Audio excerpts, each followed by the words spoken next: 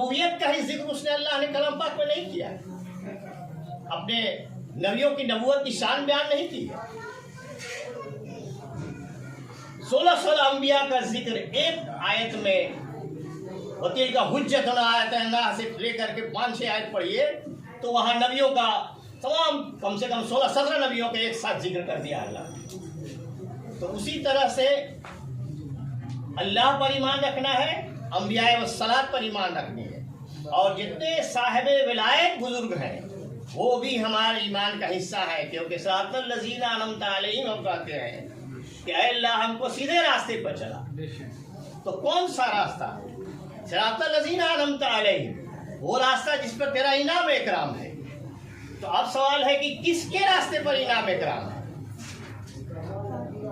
आयत है भाई अलम शरीफ में, और कह रहा है सिरातल लज़ीना अनअमता अलैहिम गैरिल मग़दूबि अलैहिम वलद्दालिन, उस रास्ते पर मत जाने देना जिस पर तेरा गैज़ व गज़ब नाज़िल हुआ।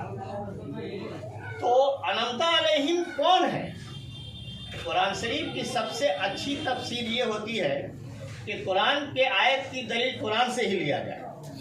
अगर कुरान शरीफ में खामोशी नजर आती है तो एक हदीस करीमा की तरफ रुख करते हैं, मसाइल बता रहा हूँ, और एक हदीस करीमा में कहीं खामोशी नजर आती है तो हम इजमाए उम्मत पर आते हैं। तो मसला को समझने का इस्लाम में 3 ही तरीका है, कुरान से, हदीस करीमा से, इजमाए उम्मत से।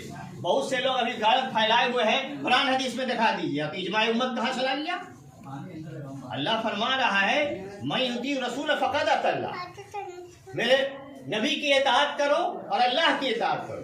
अतीउल्लाह व अतीउर रसूल या अय्युहल्लज़ीना आमनू अतीउल्लाह व अतीउर रसूल व उलिल अम्रि मिनकुम, अल्लाह की इताअत करो।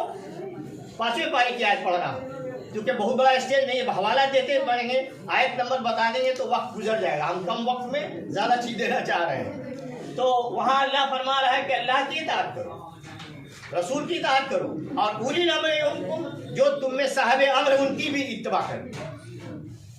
आई समझ में बात? ये लोग बार बार जो कहीं कहीं सुनते हैं, आप कुरान हदीस में खाली जाए, उलिल अम्र का हक चला गया था, इजमाए उम्मत कहाँ है ना? तो ये चीज़ जब आ जाएगी तब हमको समझ में आएगा कि हमको सही अकीदा हुआ।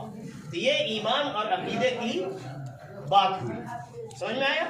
अब आइए अमल की बात। और